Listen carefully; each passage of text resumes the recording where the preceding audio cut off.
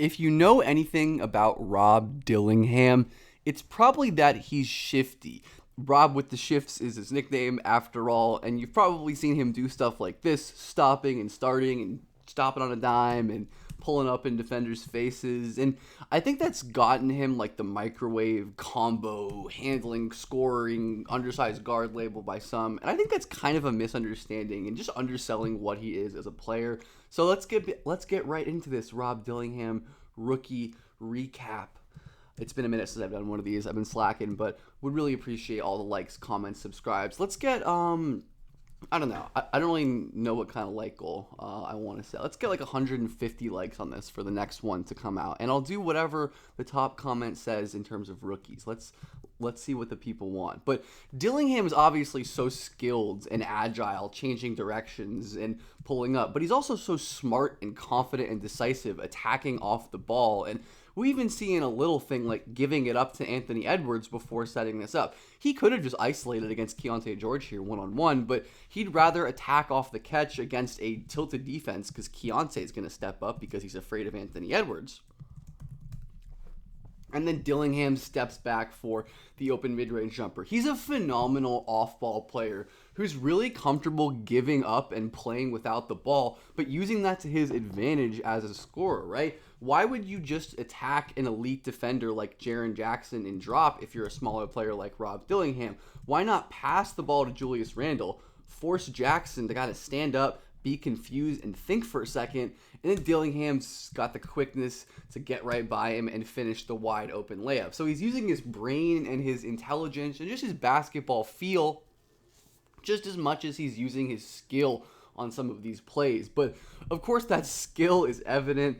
What an unbelievable finish. His touch was phenomenal last year, and just pretty much every year, where he jumps off of his left foot, hangs in the air, and finishes with his left hand. That is an unbelievable shot, and Dillingham consistently made shots like that this season in the NBA. He's a very decisive player overall. Like, all he needs is just a quick pump and go, and when it's a situation like Julius Randle being double-teamed on the opposite block, Dillingham is a shooting threat, right? Grayson Allen closes out to him, but Rob Dillingham blows by, and that's almost like a scoop floater. Is that like an underhand shot? Man, he is... I don't know. Dillingham is just so fun to watch. His touch and flair, so unique. But again, we're going to see him give the ball up against this zone and attack off the catch. Mitchell closes, and he's going to hit the little wrong foot floater leaning to his right. So it's not just that he's so skilled and can finish these plays with crazy floaters. It's that he's great at getting himself into these situations. And he's going to miss a lot at the rim because of his size. Actually a good finisher, which we'll get to. But I love his ability to stampede. Again, playing one pass away from Anthony Edwards. Shea is going to sit in the gap because Anthony Edwards is such a threat in overtime especially as well. And Dillingham stampedes, which just means he runs to begin his attack to the rim before he even catches the ball. His finishing definitely could use some work, and he's definitely not a perfect driver. Like, sometimes I just wish he'd slow down a little bit and find this pass. We'll get to his passing. And his major flaw, I think, that's really going to limit the ceiling is his foul drawing, which is basically non-existent this year. And I think he really avoids contact and relies on his crazy like body control and touch finishes. But like I said, we'll get into that at some point soon. But Dillingham is a phenomenal off-ball scorer already, and he's a great off-ball player too. Like he'll cut into space if there's just an opening that he sees, right? Again, with so many defenses like playing heavy one pass away gap defense, Dillingham just slips behind him. There's not a real rim protector on the floor, so there isn't a huge threat there, and Dillingham gets 2 points on the board. So he doesn't need the basketball to be a threat, but we've also seen Dillingham be a threat on the ball. He spent most of his time with the ball, and he's quick enough to beat switches, which is, I think, a really important thing. He's a great pick and roll guard, which so many, basically, if you're a 6'1" offense first guard, you're probably an awesome pick and roll player. But Dillingham has the extreme shift, change of direction, and great skill and footwork to beat switches as well. Teams like the Celtics would just switch bigs or Al Horford or whoever onto him. Again, we see Dillingham in an isolation situation. He really wasn't a good isolation player this year, which we'll get to. Like, it's funny the kind of conception of maybe Dillingham. He's like a bad ISO scorer, but again, he gets a matchup he likes, a good point of attack defender, and Sam Hauser, mind you, beats him to his spot, and just like the wrong foot. This is a difficult shot, but Dillingham has just that special touch to get those shots in. I thought that was one of his high-end traits that made me confident in him projecting forward. Just the fact that he can hit these kind of shots. But again, we see him quickly, confidently attacking a switch. And right, it's not like these are isolation possessions where Dillingham backs it out and walks Aaron Gordon down. He's just quickly going to react, right? Cross back over to his left, use the kind of confusion right here to open a crease and score at the rim. Like, he's not necessarily isolating and doing a ton of stuff where he's really doing intense self-creation, but I don't think that's a bad thing because he doesn't have to, right? Again, a play like this where he just quickly crosses the middle when the Kings are trying to switch Sabonis on him. Dillingham gets all the way to the rim and he finishes. So he really is great at beating multiple coverage, and he's not like an S-tier athlete in terms of burst, but he definitely has enough speed to get by defenders, especially like Alex Caruso is playing a little bit loose and high and not on his feet. So Dillingham is able to punish him, uses the off-arm to swipe, doesn't lose the ball as Caruso tries to strip, and he goes to finish right there. Dillingham's great in jail. He finishes over LeBron James right there. And like I said, he was a very impressive finisher this year with the ability to score and play over switches. Look at him decelerate right there, right over Denny. These are two imposing wing defenders, Toumani Camara and Denny. And Dillingham just calmly switches or gets switched onto by Denny, stops on a dime, and just floats the ball over him. That is incredible skill, touch, all of that. And yeah, he's just not going to create a ton of space against elite wing defenders like J-Dub, but he does have the footwork to just carve out just enough airspace. Like, this is the thing with guys like Rob who have that incredible craft and footwork and just need the littlest amount of pocket and room to get their shots off and score. And that's part of what makes him so dangerous. But this is, of course, like a difficult way to live, and that's a beautiful little delay spin move. But, Evan Mobley, Defensive Player of the Year, like, he gets a shot off, and that's a makeable shot for Dillingham, but it's definitely not one that's a gimme by any means. And there's going to be some of this when it comes to Dillingham's game, I think, where great job again attacking off the catch right here without really hesitating, but Mobley's just going to swat his floater. And yeah, I know it's Evan Mobley. It's the Defensive Player of the Year. I don't want to be too hard on Dillingham for stuff like that. But, it's just like a tough way to live when you're leaning on this floater. I think he's going to get better at decision making in these spots where, maybe he should have thrown this lob up to Gobert since Ayton isn't really like a backpedal rim protection threat. But Dillingham goes for a floater that is a makeable shot, no doubt, but possibly there's better options on the table. And again, we see it just, the advantage creation is with the screen is excellent, right? Dillingham kind of quickly looks to the right before setting that cross up and going back to the left, rejecting the screen. I wonder if he could just like pop pass back to Garza for an easy three. He tries a tough floater over Jackson Hayes, which didn't end up falling.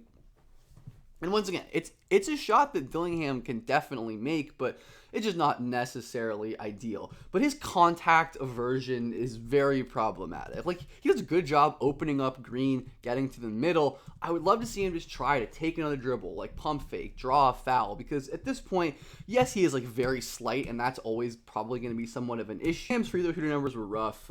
He drew 15 foul shots, I think, all year. Terrible free throw rates, but he was a really efficient scorer, like at the rim relative to his size. I think 84th percentile volume at the rim, above average efficiency for his position, great short mid-range as well, but he wasn't as effective as a shooter from distance as you'd expect for Dillingham, which we'll get into. But yeah, I think there really needs to be some level of working on contact drawing. And like he's not a guy who I think you want isolating against great defender. That's just not who Dillingham is, right? Dylan Brooks is too strong and quick for him to get much. And again, I wish Dillingham, he kind of had a little advantage here. Keep your dribble to the baseline here. I'd love to see him get a little better, like gnashing around and making plays like that. Because I do think he has the ball skills and the control to make these plays happen. It's just a matter of doing it at his size, right? And Dillingham, to some extent, even though he is a very efficient finisher, his lack of size and just some of his growing pains as a driver in terms of pacing will limit him. But he is such a good driver with the ball screen, man. Like Jared Allen defending at the level and just has to drop back. Great little hesitation. Nasty move, actually. Look at Dillingham just like glance up at the rim because he is a pull-up threat.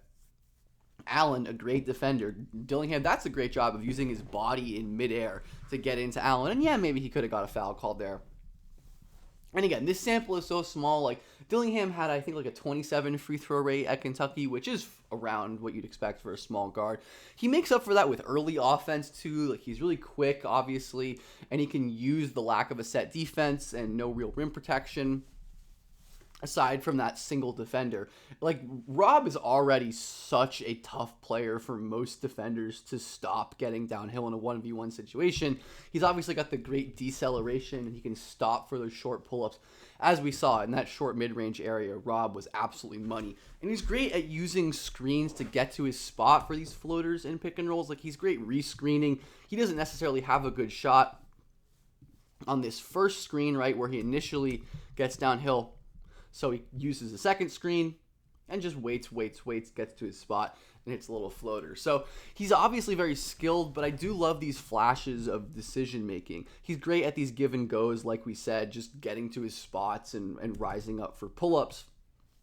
These are just much better shots than tough step-back, self-created jumpers, and Dillingham has like the movement shooting talent to make those work. But I do have some worries about, like, he has to be a really, really high-level shooter for him to be a guy, like a star-level player. And I do think he can be, but there are real mechanical issues. Love the fake pass here. Look at how his legs aren't very balanced. They kind of go way out to the sides. He isn't the best when it comes to, like, the consistency and the mechanics. But again, the mid-range pull-up shooting, just an incredible little move there going between his legs.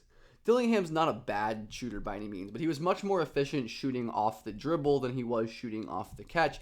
Look at the wrist here. Dillingham kind of like moves his wrist inward. It's not stable, and the shot ends up going off. But I think the mechanical stuff, especially for like a 20-year-old point guard, right, who the added core strength I think is going to really help with just like the legs spraying out. Because he obviously has the touch and like the coordination to make shots, right? Like he's been a high-level shooter before. His 44% from three at Kentucky was obviously not sustainable, but I do think he was a phenomenal shooting prospect, and I don't really have worries long-term about Dillingham shooting. I think he's going to be a phenomenal shooter, even if, you know, he was just like 34% on average volume this year, but I think he was around 38% on pull-up threes, where Dillingham has this really kind of rare ability for young players to shoot pull-ups while going forward. He can obviously get into a sidestep right there when he's given space, but a lot of players, you know, myself included, right? It's much easier to like stop and decelerate before getting into your shot. But Dillingham, if you give him space and drop coverage, right? If you play over, no one's going under Rob Dillingham. And I think that's some more proof that he really is a shooter, is that, you know, Derek White does go under, he's pulling the shot. Like there's a reason that defenses don't really go under him much, because he is going to punish you like that. And, you know, if you miscommunicate, he's going to punish you. That's just what you want to see from a great shooter. And though we didn't get elite shooting numbers from Rob in this small sample, I do think as his career kind of goes on, Rob is just a great like relocate shooter. Always seems to find pockets of space, whether it's after a pass or after an offensive rebound. I love this play where he's going to split the defense. Oh my God, I wanted this layup for him so badly. Again, I just think like his life would be made so easier if he hop-stepped, played off of 2 feet. Like he could really benefit from playing more off of 2 feet and learning how to, you know, play on balance and have power that way. But Dillingham just going to float to the corner. He's, again, feels the empty space and ends up making up for it and hitting the three right there. He played huge in that Boston game and this NBA Cup game early in the season that like were legit important games, and Dillingham was awesome. And the other component of his off-ball game that is so impressive is his passing, where Dillingham is an exceptionally good passer, so skilled, and look at him pump fake, beat Dylan Brooks off the catch, and lob it up to Rudy Gobert. His decisiveness and confidence attacking closeouts and tilted defenses extends to his playmaking, which is really awesome, but he's a great on-ball playmaker too.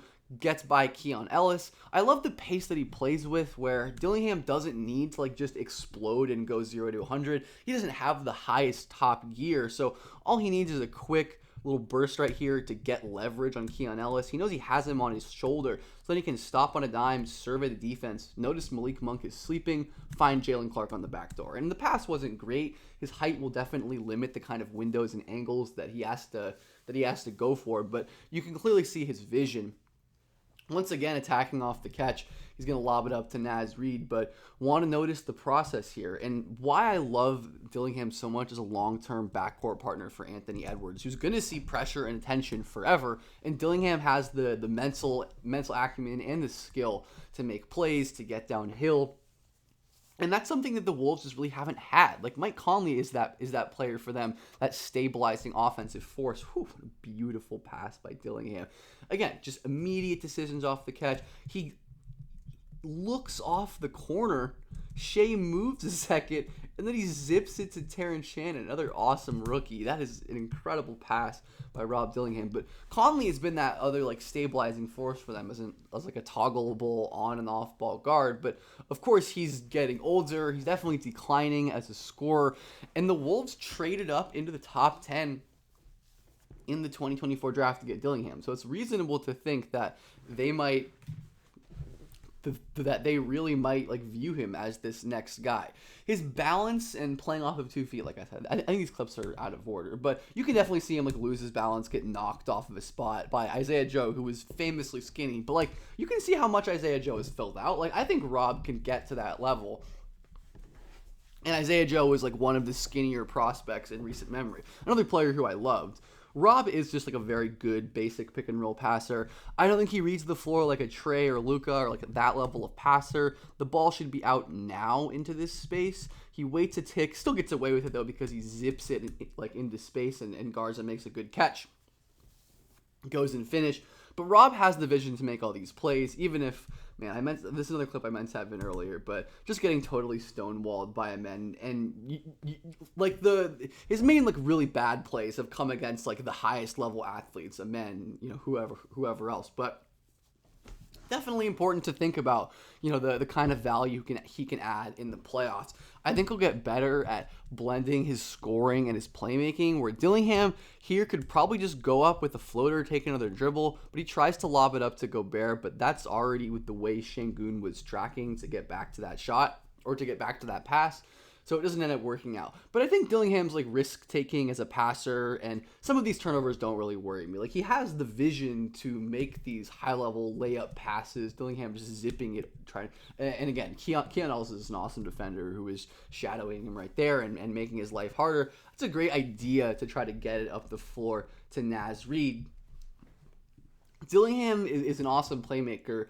The other big criticism people, myself included, had of Dillingham was his defense, which was a hugely pleasant surprise for me this year. He was okay, honestly. He was definitely bad overall, but he actually added value in quite a few ways, where he pressured the ball. Great job using his small frame and quickness and agility to dart through screens, get his hands on that ball, and he doesn't force a turnover, but again forces a reset. He was just pesky, used his energy and his motor to get steals, his quick hands. That kind of translates on the defensive end a little bit too.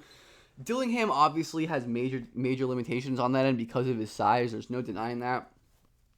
And we saw that pop up this year. But what we also saw was Dillingham having a really high motor and being a playmaker and being disruptive. And that's honestly something that he wasn't really doing in college. It was that team was horrible on defense with him and Reed and the rest of that team. But Rob is actually jumping passing lanes now and making plays on the ball. He has good instincts, and he always has, but the motor definitely was turned up a little bit in his rookie year compared to high school and college.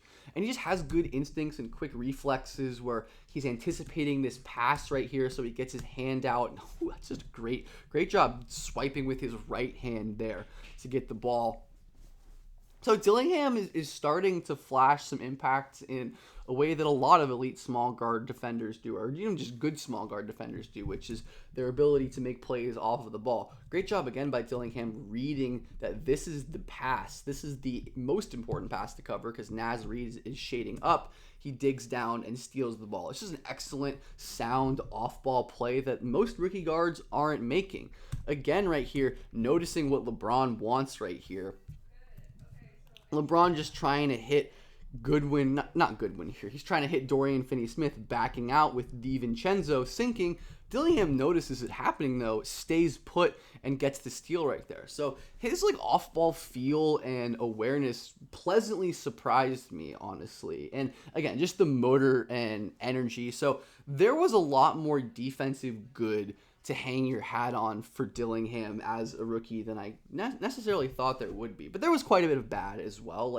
Screens are going to be a mixed bag for him because he does sometimes have the agility to make some really impressive plays, but he's also going to get stuck on defenders, on smaller players. Again, decent job recovering, but he jumps and Pritchard ends up scoring right there. Definitely not ideal to have him as a screen chaser, right? Just because bigger players will be able to jam him. He ends up recovering and maybe fouling right there. I love that Dillingham, even when he gets screened out of plays, is pretty much always going to work to recover and get back into them and at least get a hands up on a play like this where anecdotally it felt like when I was watching film of his defense, he got scored over a lot on good contests, but the contesting data actually portrays him pretty well, where they view him as a positive in terms of overall contesting differential. One, small sample, and two, I don't think the perimeter contesting numbers are super reliable, honestly, but I just thought it was an interesting thing to bring up. But you see, again, he ducks around Bobby Portis. He stays attached. Just really impressive body movement, and he gets up, and that's just, again, one of, just an NBA shooter rising up right there. An elite movement shooter like AJ Green is hard to defend for anyone. And again, we see Dillingham's size showing up. He just didn't have a great season defending on the ball necessarily. And again, not necessarily fair to expect him to defend stars on the ball. But his lack of size makes him really easy to just push back at this stage and move through. But I always appreciated how he was at least making himself involved. He tries to close out, but sometimes when Dillingham isn't perfectly positioned, when he does probably sell out too hard to a non-great shooting threat in Toumani Camara, also a player in Toumani Camara who loves to drive middle from the corners. That's his favorite thing to do. He gets to the paint and he finishes right there. Obviously, his defensive team really helps, having Gobert and a bunch of good defenders around. Jaden McDaniels, he does a good job holding up at the point of attack, just playing with his feet. He is going to get bullied and targeted in the pick and roll and pushed back. But Dillingham is not necessarily just going to, get blown by all the time. And you do see, again, the fact that he is in defenders' airspace. He sticks to Ja Morant on this pick and roll play. He plants his back foot, jumps up to contest. And hey, I mean, there's a chance that contest might have impacted. Obviously, really hard to know. The point being, Dillingham has the feet. And I think, the goal for him, right, is, in the playoffs, can you park him on a player like Keon Ellis, right? Like a 3-and-D wing, maybe, who isn't a crazy impactful offensive player, a Kentavious Caldwell-Pope type player, where he can obviously add some value as a chaser, but just survive on the ball against these players who aren't super dynamic creators. So I think that's going to be the path for Dillingham, and I think it's a possible one. He is better on defense than I thought he would be, and while I do think he's always going to be someone who probably gets picked on in some ways, the fact that the Wolves are a great defensive team gives me some hope right here. He ends up getting scored on, but I think we can see some good here too. Look how quickly he changes directions on this closeout. He stops on a dime, and for a lot of poorer athletes, Scottie Pippen just getting an easy blow by. But Dillingham is quickly able to recover. He just gets kind of wedged out. Again, we see the lack of, I think, especially core and lower body strength. That's a real big thing for him to improve on. This is a nice play. I like Dillingham recovering the ball after he gets backdoored. And again, he has Rudy Gobert on his team. Sometimes all he needs to do is funnel the ball into Rudy Gobert. He gets beat on the backdoor cut here, but once again, shout out Rudy Gobert. Dillingham's oh, I have Rudy Gobert. I'm just going to go to the corner That's what he does. Closes out on Eubanks. Does just enough to, again, open time for his special rim protector to come play help. And I just really like his awareness of personnel like that and some of the little off-ball things, even on plays where he gets scored on. Like, so many rookies mess up a play like this, where there's a lot going on here. The Wolves are doubling the ball, right? That means Dillingham, who's the weak side defender, comes up to tag to show at the short roller to force rotations, and then Dillingham has to navigate his way back to his defender in the corner and gets his hand in Corey Kispert's face, at least to, Kispert's an elite shooter, but I think that stuff matters, right? The fact that Dillingham is in these plays, that he's showcasing the awareness to be at the rim, and I think this adds just a little bit of marginal value over time. But yeah, the size is certainly going to limit his defensive ceiling. There's no doubt about that. And it really might live in his offensive ceiling as well. Again, we see him just get kind of lost trying to chase Isaiah Joe around. But at least he's trying. He's stunting at Jalen Williams and trying to recover back. But his head, he wasn't tracking Isaiah Joe as well as he could have been. He ends up losing him. But again, if I'm a coach, if I'm watching this back with Rob, I'm like, at least you're trying. You are certainly trying to make an impact, trying to make plays and imprint himself on defense, which I appreciate. But Dillingham was good as a rookie in a lot of ways that, like I said, even as someone who was high on him, I didn't necessarily anticipate. The defensive impact, like we're saying, in some ways, some of his off-ball scoring game, which was amazing in college and expected would translate eventually, wasn't sure it would translate this quickly. The foul drawing is a huge issue, and I think if Dillingham is ever to be a real star, there's going to have to be some kind of physical athletic development. But he has the passing and the shooting and the handling, dribble pass shoot players with his kind of feel for the game as well. I think have a chance to be high level impact offensive players. And it wouldn't surprise me if at his peak, Dillingham is a guy who is really delivering all-star level impact driven by his offense, hopefully on this Wolves team, because I think that would be a perfect thing as a secondary guy who, again, Dillingham probably isn't the isolation scorer to ever lead a good offense, or maybe he will be, but I think his complementary skills, his excellent pick and roll game, and his shooting give him the chance to be a great small guard addition on great teams with taller initiators, which so many teams are, including his own. So let me know what you thought about this and who you'd like to see next.